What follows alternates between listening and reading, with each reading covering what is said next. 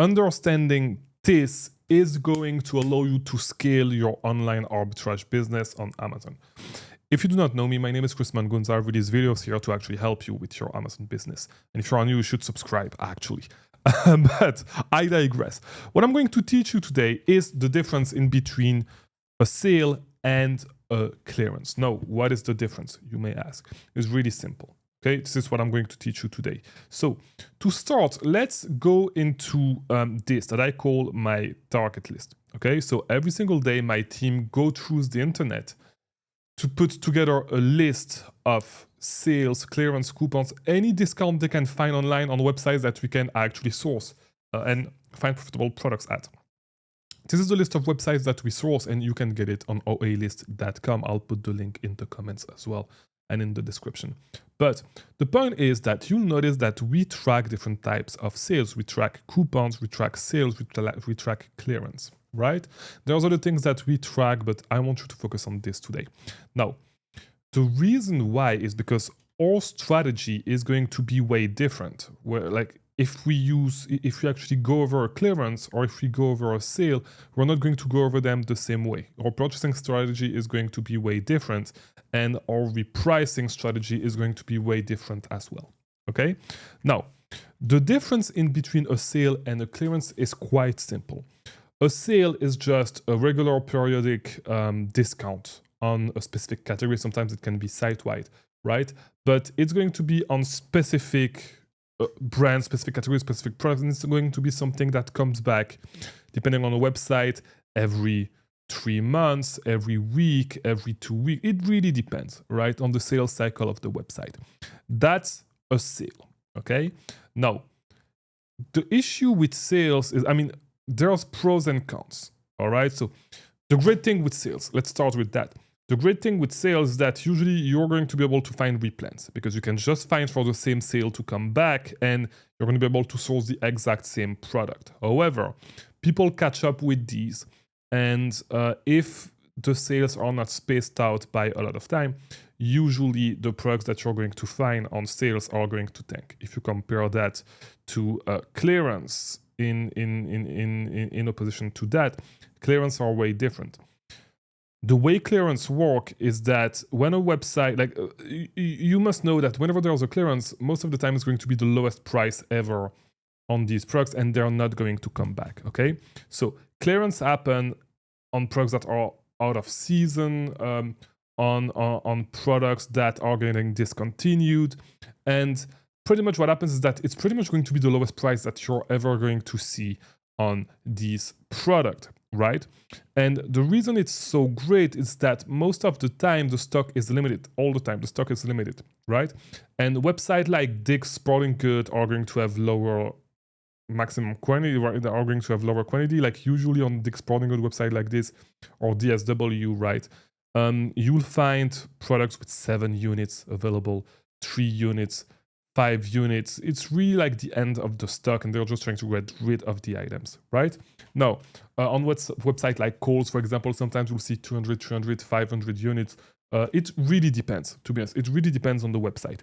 And so what is different and what is so great about this, about clearance, is that usually you're going to be like, if you actually find the product yourself, right? Like, for example, if you actually source right here on Sierra.com, which was a clearance that was available right here, right?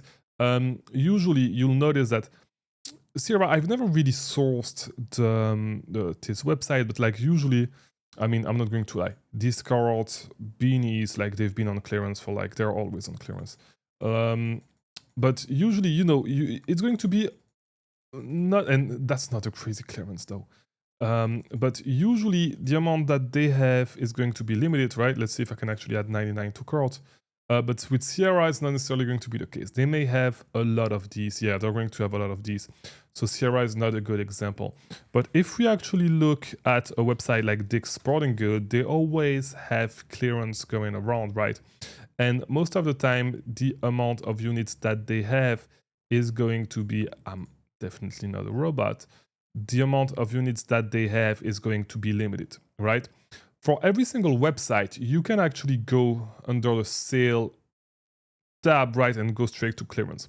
Now, the thing is that with clearance, usually you want to be one of the first one to actually grab them, especially on a website like Dick's Sporting Goods that is going to have quantity limits, right? So let's look at this Nike t-shirt, for example, and that's a perfect example, right? Because as you can see right here, this used to be $54, it's $19.97, right? Let's look in size large, and let's see if we can actually add 99 units.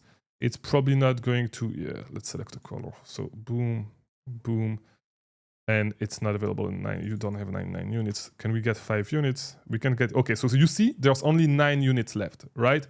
So if you grab this and boom, we're going to look this up on Amazon, right? Let's click here.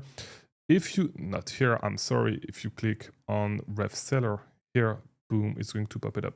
Now, the reason why it's so great is because usually you're not going to see any price tanking on these things, right? You're not going to see price tanking. Why is that? Because there's not enough units available for everybody to actually buy these. So if you buy 9 units of this, like you're going to be the only seller on this product, right? If you catch it right when it goes in stock, right? And this is why clearance are so good, all right? You could run your whole, and that's one of my goals, right? I'd like to run my, I would love to run my whole Amazon business on clearance, right? On buying stuff on clearance. The issue is that there's a little bit more hands-on, right? And so you need to have a team to actually go through it all the time, which it's way easier and it's way less work to go after sales that you know and replenishing whenever those sales come back in stock. But I invite you to actually do this, actually like look at clearance, source more clearance, because usually your return on investment is going to be higher. And it's easier, like, to be honest, when you start your business, it's easier to scale fast using clearance, in my opinion. When I started, up to the point where I was doing like, I think $35,000 a month, I was 100%, like not 100%, but like, let's say around 80% of my business was just sourcing clearance, okay? It's the best business model when it comes to scaling fast at the beginning and avoiding price tanking. Because believe me, you are going to see a lot of price tanking when you actually start, right? When you actually try to source on an arbitrage when you start, right? But hopefully this video was helpful, right? And I'll see you in the next